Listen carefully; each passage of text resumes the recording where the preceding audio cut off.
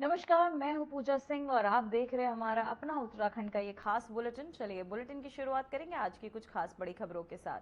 देहरादून से खबर सामने आ रही, जहां विधानसभा पहुंचे सीएम धामी। विधानसभा में बैठक करेंगे शासकीय कार्य, वहीं मंत्रियों को भी विधानसभा में बैठने का संदेश। जनता के कार्यों को प्राथमिकता से करने के बैठक में निर्देश भी जो है दिए गए। तो वहीं आपको बताते चले, देहरादून से ये बड़ी खबर सामने आ रही है, जहां विधानसभा पहुंचे सीएम धामी। विधानसभा में बैठक कर करेंगे शासकीय कार्य, वहीं मंत्रियों को भी विधानसभा में बैठने का संदेश। तो वहीं आपको बताते चले, जनता के कार्यों को प्राथमिकता से करने के निर्देश जो है संबंधित अधिकारियों को सीएम के तहत दिए गए। तो वहीं आपको बताते चले, विधानसभा में बैठक करेंगे शासकीय करके आपको बताते चले करेंगे शासकीय कार्य। साथ ही आपको बता दें, मंत्रियों को भी विधानसभा में बैठने का संदेश जो है दिया गया है। वहीं जनता के कार्यों को प्राथमिकता से करने के निर्देश भी बैठक में दिए गए। तो वहीं आपको बता दें, देहरादून से खबर सामने आ रही है, जहां आपको बता दें बैठक जित की गई, जहां विधानसभा पहुंचे सीएम पुष्कर सिंह धामी।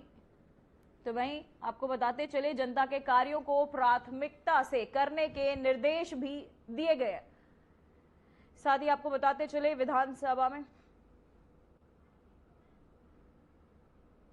इसी खबर पर तमाम जानकारी के साथ हमारे संवाददाता आशीष डोभाल जुड़ चुके हैं। आशीष, मैं जानना चाहूंगी इस बैठक में क्या कुछ खास निर्णय लिए गए हैं? बिल्कुल। अभी जो बैठक होनी है, देखना होगा कि मुख्यमंत्री पुष्कर सिंह धामी अधिकारियों के साथ बैठक कर रहे हैं और विधानसभा में ये बैठक होने जा रही है। देखना होगा उसमें क्या फैसले लिए जाते हैं। जी। तो मैं जानना चाहूंगी, मुख्यमंत्री धामी ने विधानसभा में शासकीय कार्य करने का निर्णय क्यों लिया? जी बिल्कुल, कई कार्य ऐसे होते हैं जो सचिवालय और विधानसभा में बैठ के ही तो कहीं न कहीं होते हैं। तो पहले ये परिपाटी रही है कि सचिवालय में ही अधिकतर बैठकें होती हैं, लेकिन अब कहीं न कहीं पुष्कर सिंह धामी जो मुख्यमंत्री हैं, उन्होंने ये भी कहा कि विधानसभा में भी मुख्यमंत्री का सचिवालय होता है, वहाँ से कहीं न कहीं लोगों को कनेक्ट करने का एक कई लोग ऐसे होते हैं जो विधानसभा आसानी से पहुंच जाते हैं और सचिवालय पहुंचने में उन्हें तमाम दिक्कतों का सामना करना पड़ता है। इसी को देखते हुए कहीं न कहीं जी जी मुख्यमंत्री आज जो है विधानसभा में बैठक ले रहे हैं। जी आशीष, मैं जानना चाहूंगी, मंत्रियों को विधानसभा में बैठने का जो संदेश दिया गया था, उसका उद्देश्य क्या है? बिल्कुल, कहीं न कहीं जो मंत्री अक्सर ऐसी खबरें आती रही हैं कि विधानसभा में कम बैठते हैं और जो उनके आवास जो हैं, चाहे विधानसभा के बाहर जो शासकीय कार्यालय के अलावा जो मंत्रियों के आवास हैं, वहाँ पर ज़्यादा लोग जो है पहुँचते, उनका वेट करते हैं, कई बार मिलते नहीं है मंत्री। तो ऐसे में ये जो नए मुख्यमंत्री ने जो निर्देश दिए हैं विधानसभा में सभी मंत्री हैं, तो कहीं न कहीं लोग जी कहीं न कहीं अपने नेता है उसको अपने बीच बांट रहे हैं। दिक्कतें हैं जो लोगों की, उसको देखते हुए मंदिर होता है विधानसभा जी भी एक जो चुने हुए प्रत्याशी होते हैं उनके लिए, तो ऐसे में पहले ये परिपाटी रही थी कि हर दिन जो है मंत्री विधानसभा में जरूर बैठते थे, हर दूसरे दिन नहीं थे। लेकिन अब कम देखा गया है कि मंत्री अक्सर जो है अपने आवास पे ही मिलते हैं। जो देहरादून में मंत्री आवास हैं वहाँ पर ही मिलते हैं, विधानसभा में उनकी उपस्थिति नगण्य रहती थी। अब ये कहीं ना कहीं एक अच्छा संदेश मुख्यमंत्री पुष्कर सिंह धामी दे रहे हैं। जी जी आशीष, मैं जानना चाहूंगी, क्या ये पहल नियमित रूप से लागू की जाएगी या सिर्फ विशेष अवसरों पर? जी बिल्कुल, अभी तो ऐसा कोई आदेश नहीं है, लेकिन मुख्यमंत्री पुष्कर सिंह धामी इस पहल को शुरू कर रहे हैं। तो जनता को कहीं ना कहीं विधानसभा में ही मिलने की जो परिपाटी है वो मंत्री भी आगे बढ़ाएंगे। ऐसा कोई आदेश अभी नहीं आया है कि जो है विधानसभा में ही बैठकें होती हैं, लेकिन अब देखना होगा कि कितने मंत्री इसको जो जी है स्वीकार करते हैं और कहीं ना कहीं बैठकें अपनी विधानसभा में करते हैं। जी। जी आशीष, मैं जानना चाहूँ, क्या विधानसभा में बैठक कर काम करने के निर्णय प्रक्रिया में को और तेजी आएगी? बिल्कुल, कहीं न कहीं जो विधानसभा का मंदिर के तौर पर माना जाता है, सत्र भी विधानसभा भवन में ही होते हैं, तो अगर वहाँ पर जो है बैठकर अगर अपने नेता से लोग जनता मिलती है तो जी। कहीं न कहीं जो काम लोगों के हैं वो उनको जो है तेज़ी मिलेगी और स्वाभाविक तौर पर लोग अगर जो विधानसभा भवन तक पहुँचते हैं, उनको अपने कामों को करवाने में भी जो है आसानी होगी जी। जी आशीष, मैं जानना चाहूंगी इस कदम से क्या आम जनता और अधिकारियों के बीच किसी तरह का सकारात्मक बदलाव देखने की उम्मीद है?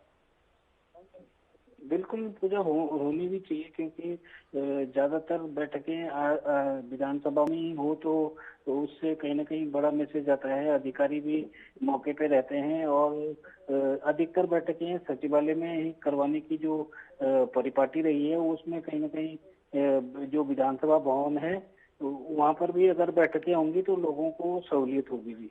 जी आशीष, मैं जानना चाहूंगी विपक्ष इसको किस नजरिए से देखता है?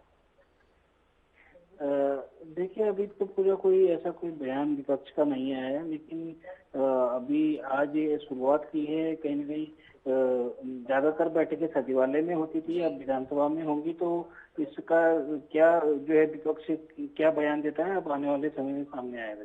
जी आशीष, आपका बहुत बहुत धन्यवाद तमाम जानकारी के लिए। तो वहीं उत्तराखंड के मुख्यमंत्री पुष्कर सिंह धामी ने मुख्यमंत्री शिविर कार्यालय से डॉक्टर भीमराव अंबेडकर समाज कल्याण बहुउद्देश्य शिविर रथ को हरी झंडी दिखाकर रवाना किया। इस दौरान उन्होंने कहा कि उत्तराखंड सरकार ने गरीबों तक पहुंचने के उद्देश्य से एक अभियान शुरू किया है जो 125 दिनों तक चलेगा। वहीं स्थानीय समस्याओं के समाधान के लिए ब्लॉक, ग्राम सभा, पंचायत, तहसील और जिलों में लगभग 240 शिविर आयोजित किए जाएंगे। वहीं सभी स्तरों के अधिकारी इसमें भाग लेंगे ताकि लोगों को समाधान के लिए दूर न जाना पड़े। यह अभियान बाबा साहेब अंबेडकर के सिद्धांतों और प्रधानमंत्री मोदी के दृष्टिकोण के अनुरूप समस्याओं को सरल हल और त्वरित करेगा।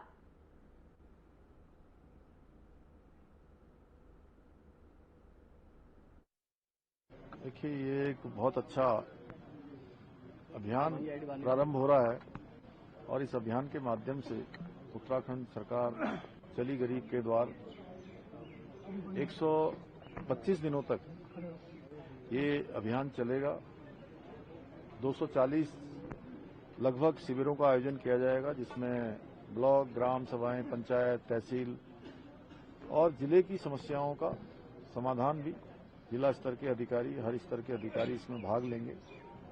और जो लोग अपने घरों से दूर जाकर अपनी समस्याओं के समाधान के लिए प्रयास करते हैं, प्रयत्न करते हैं, उनको दूर जाने की आवश्यकता नहीं पड़ेगी। उनके गांव के पास, घर के पास, उनके अपने स्थान के पास ही ऐसे शिविरों का भी आयोजन किया जाएगा। हमारे सभी अधिकारीगण भी इस पूरे अभियान का हिस्सा बनेंगे और लोगों को उनकी सुविधा के लिए काम करेंगे। सरलीकरण, समाधान और निस्तारण, ये जो हमारा मंत्र रहा है उस मंत्र को चरितार्थ करेंगे। बाबा साहब अम्बेडकर जो हम सबके आदर्श हैं, आदरणीय प्रधानमंत्री मोदी जी के नेतृत्व में उनकी सोच के अनुसार आज देश के हर वर्ग के लिए उत्थान के लिए आज योजनाएं बनाई जा रही, काम किया जा रहा है। राज्य के अंदर भी बहुत सारी योजनाएं हमारी इस दिशा में चल रही हैं। हमारा प्रयास है कि ऐसे हमारे शोषित वर्ग, वंचित वर्ग, हमारे अनुसूचित जाति, जनजाति के लोग, पिछड़े वर्ग के लोग जो आज जिनके पास योजनाएं नहीं पहुंच पाती हैं, योजनाओं की जानकारी नहीं हो पाती है, उन सभी को योजनाओं की जानकारी भी हो, वो इसके लाभार्थी भी बने और मुख्य धारा से जुड़ सकें।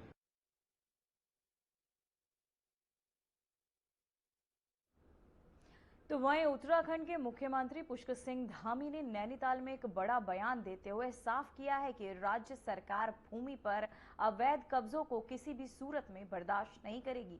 उन्होंने कहा कि जरूरत पड़े तो सख्त कानून भी लगेंगे। वहीं देवभूमि का मूल स्वरूप बिगड़ना नहीं चाहिए।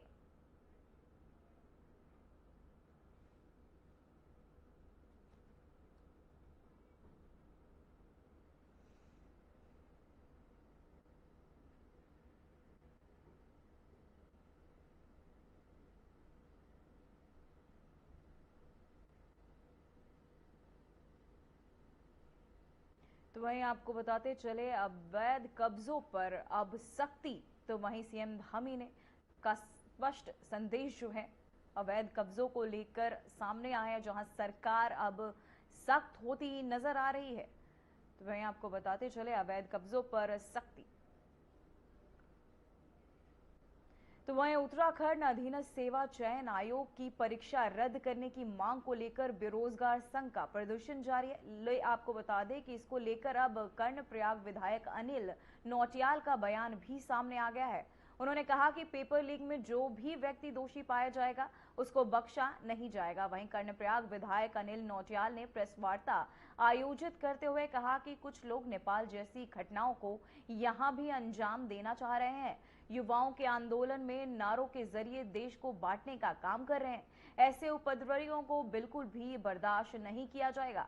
मुख्यमंत्री पुष्कर सिंह धामी दोषियों को कड़ी सजा दिलाने के लिए प्रयासरत है, लेकिन युवाओं को ऐसे लोगों से दूर रहना चाहिए। छात्रों को उनके भविष्य को सुरक्षित रखने के लिए, उनका भविष्य सुरक्षित रहे, ऐसी हरकतें, ऐसे कारनामे प्रदेश के अंदर नहीं होने चाहिए।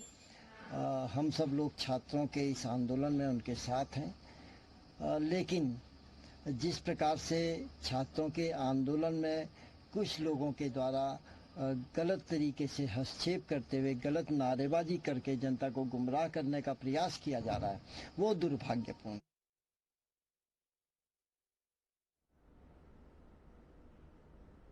तो वही खबर यमुनोत्री से है, जहां यात्रा मार्ग स्थित बड़कोट शहर में सैकड़ों युवाओं ने हाथों में मशाल लेकर जुलूस निकाला। जोरदार नारेबाजी करते हुए पेपर लीक मामले में सीबीआई जांच की मांग की गई। जुलूस लंबे समय तक चलता रहा और युवाओं ने अपनी आवाज सरकार तक पहुंचाने का प्रयास भी किया। तो वह प्रदर्शन स्थल पर भारी संख्या में पुलिस बल भी तैनात था, ताकि प्रदर्शन शांतिपूर्ण रूप से संपन्न हो सके। वहीं इस जुलूस ने स्थानीय प्रशासन और सरकार पर दबाव बढ़ा दिया है कि वे इस मामले की जांच में तेजी लाएं और दोषियों के खिलाफ सख्त कदम उठाएं।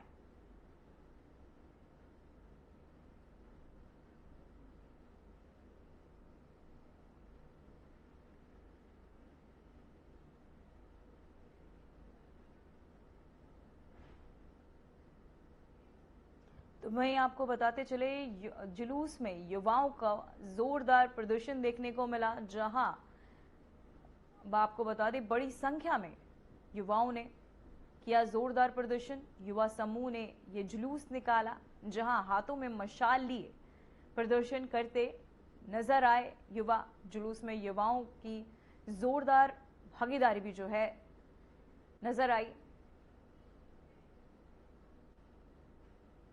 तो वही खबर देहरादून से, जहां प्रदेश में हाल ही में हुए पेपर लीक कांड ने राज्य भर में छात्रों में भारी आक्रोश पैदा कर दिया है। इस गड़बड़ी के कारण कई प्रतियोगी परीक्षाएं प्रभावित हुई, जिससे छात्रों का भविष्य अधर और आपको बताते लटक गया है। इसको लेकर राज्य भर में छात्रों का आंदोलन जारी है, जिसमें युवाओं ने निष्पक्ष जांच और दोषियों के खिलाफ कड़ी कार्यवाही की मांग की है। इसी बीच मुख्यमंत्री धामी ने मामले को गंभीरता से लेते हुए बयान दिया है कि छात्रों के हितों की रक्षा के लिए राज्य सरकार पूरी तरह प्रतिबद्ध है।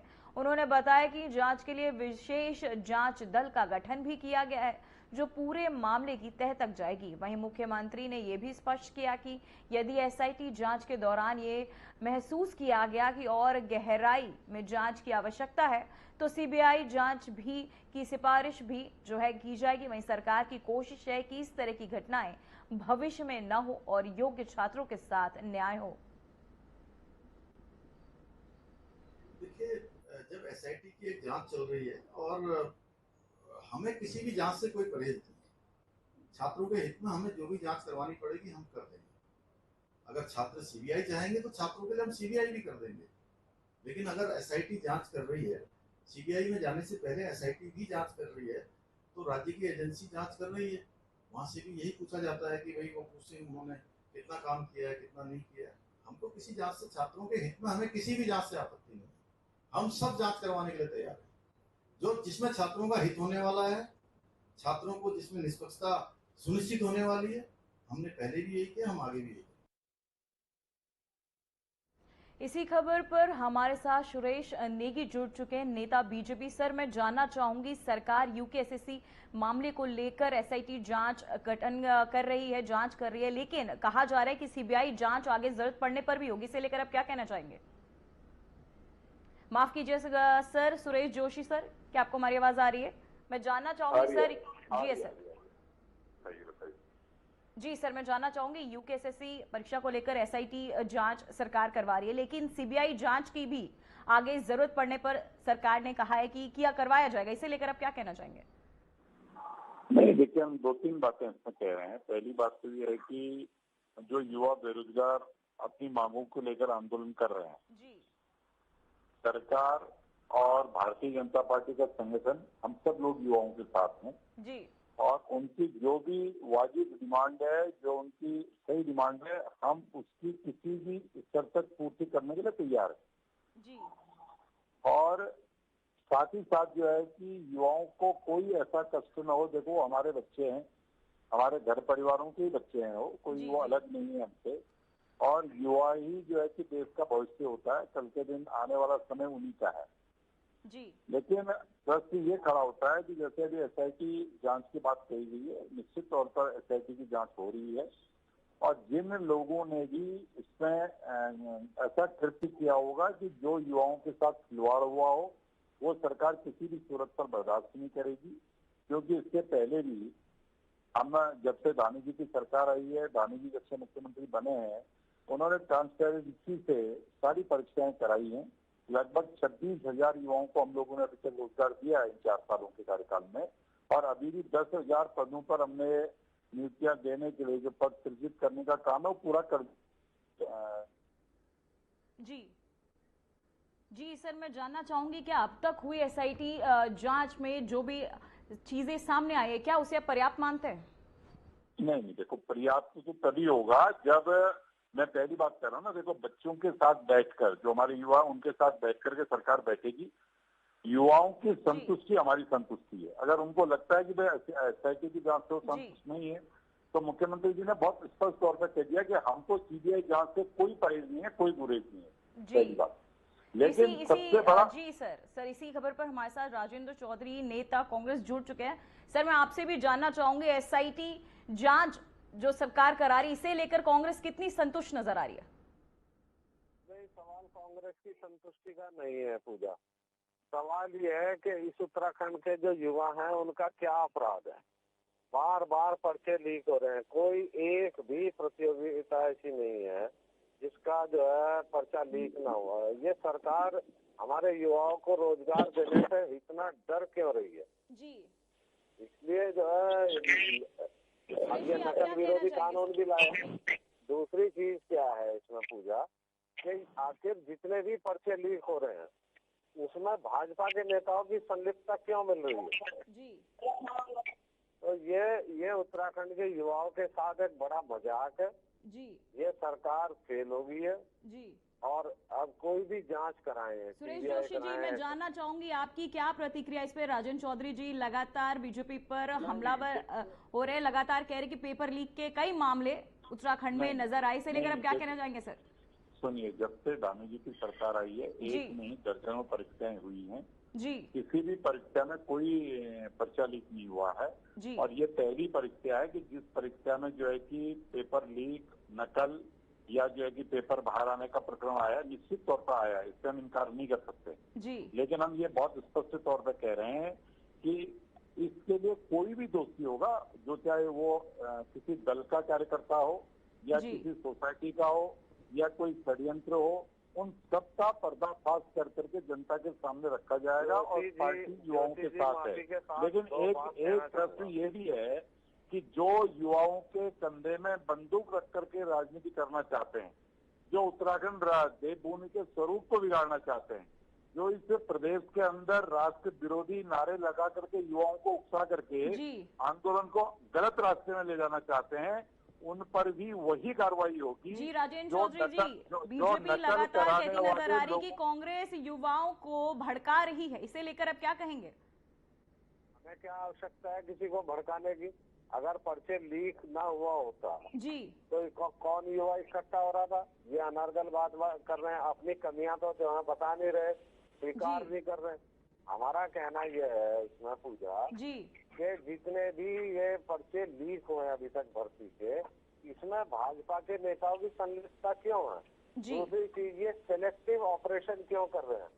अगर दो व्यक्ति इसमें दोषी हैं तो दोनों के खिलाफ कार्रवाई हो। तीसरी जी। चीज क्या है कि अगर इन्होंने पहले हाकिम सिंह रावत जो पहले पकड़े गए थे, जी जी अगर उनके खिलाफ ठोस कार्रवाई की होती, ऐसे एफटीसी में फास्ट ट्रैक कोर्ट में उन्हें दोषी ठहरा के जेल भेज दिया गया होता, तो आज ये समस्या सामने ही ना आती।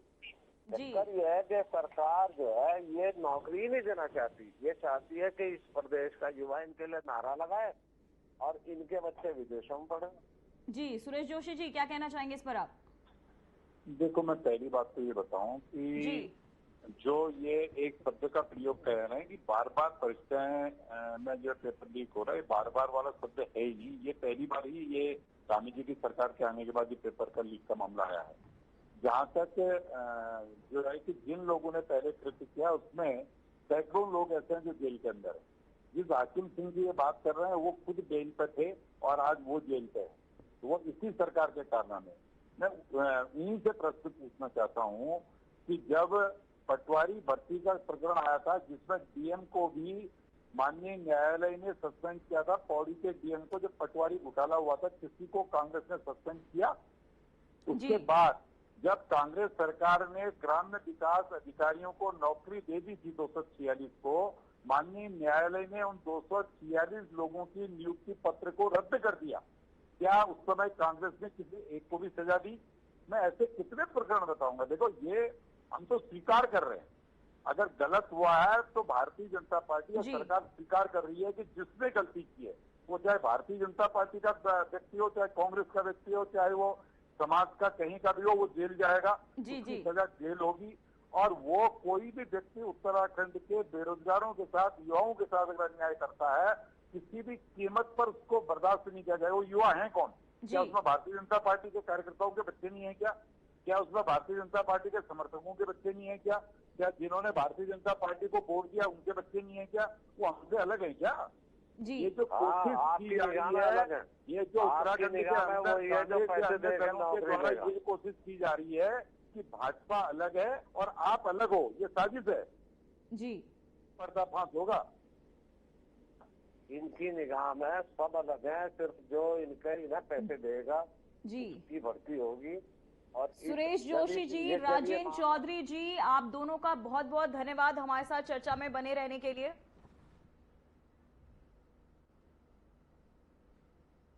तो वहीं उत्तराखंड में आए प्राकृतिक आपदाओं का आकलन करने के लिए पीडीएनए की टीम लगातार राज्य भर का दौरा कर रही है। इसी कड़ी में टीम हरिद्वार पहुंची और मनसा देवी की पहाड़ी क्षेत्र का सर्वेक्षण किया। टीम ने यहां लैंडस्लाइड के खतरे और संभावित नुकसान का बारीकी से अध्ययन किया। वहीं आपको बताते चले, साइंटिस्ट डॉक्टर अजय चौरसिया के मुताबिक 10 अक्टूबर तक टीम अपनी पूरी रिपोर्ट केंद्र सरकार को सौंप देगी। इस रिपोर्ट का मूल्यांकन करने के बाद सरकार की ओर से बजट आवंटित किया जाएगा। इसके बाद जिन स्थानों पर भूस्खलन की आशंका है वहां रोकथाम और निवारण के लिए ठोस कदम भी उठाए जाएंगे। वहीं टीम ने भीमगोड़ा पुल के पास रेलवे ट्रैक पर बार बार गिर रहे मलबे और मनसा देवी क्षेत्र में भूस्खलन संभावित इलाकों का स्थलीय निरीक्षण भी किया।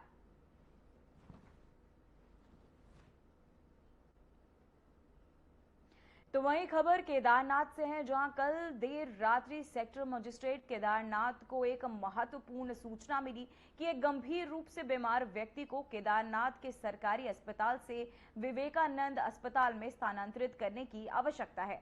इस सूचना पर तुरंत प्रतिक्रिया देते हुए एसडीआरएफ की टीम उपनिरीक्षक मनोहर कल्याण के नेतृत्व में घटनास्थल की ओर रवाना हुई।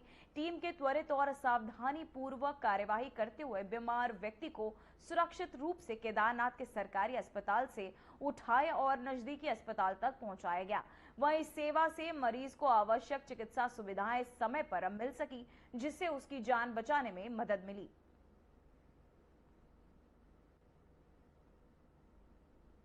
तो तो वहीं खबर हरिद्वार से, जहां रानीपुर क्षेत्र के टिबड़ी इलाके में युवक नवीन ने, आपको बता दें, मंगेतर से वीडियो कॉल पर बात करते हुए लाइव सुसाइड कर लिया। युवक सिडकुल की एक कंपनी में काम करता था। 3 साल पहले उसकी सगाई हुई थी, लेकिन हाल ही में दोनों के बीच विवाद चल रहा था। वीडियो में मंगेतर उसे रोकती नजर आई। वहीं घटना का वीडियो सोशल मीडिया पर वायरल हो गया है। पुलिस ने शव को पोस्टमार्टम के लिए भेजा और परिजनों से पूछताछ की जा रही है।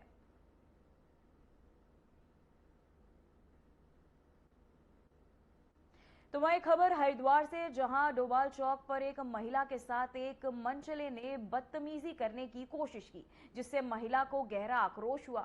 महिला ने मौके पर ही हिम्मत दिखाते हुए युवक का विरोध किया और अपने चप्पलों से उसे जोरदार थप्पड़ मारे। इस घटना के बाद वहां मौजूद लोग और आसपास के नागरिकों ने आपको बताते चले हलचल मच गई। जहां महिला की साहसिक प्रतिक्रिया की लोगों ने प्रशंसा की, जबकि युवक शर्मिंदा होकर वहां से भाग गया।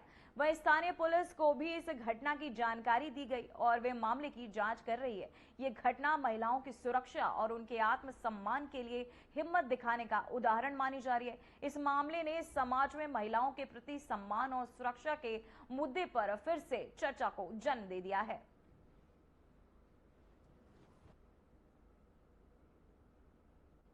तो वहीं देहरादून में मौसम विज्ञान केंद्र ने उत्तराखंड के लिए अगले 7 दिन का मौसम पूर्वानुमान जारी किया है। इसमें राज्य के अलग अलग क्षेत्रों में संभावित बारिश, तापमान में उतार चढ़ाव और हवाओं की दिशा का विवरण दिया गया है। लोगों को सलाह दी गई, आपको बताते चले, लोगों को सलाह दी गई है कि मौसम की जानकारी पर ध्यान दें और आवश्यक सावधानियां बरतें।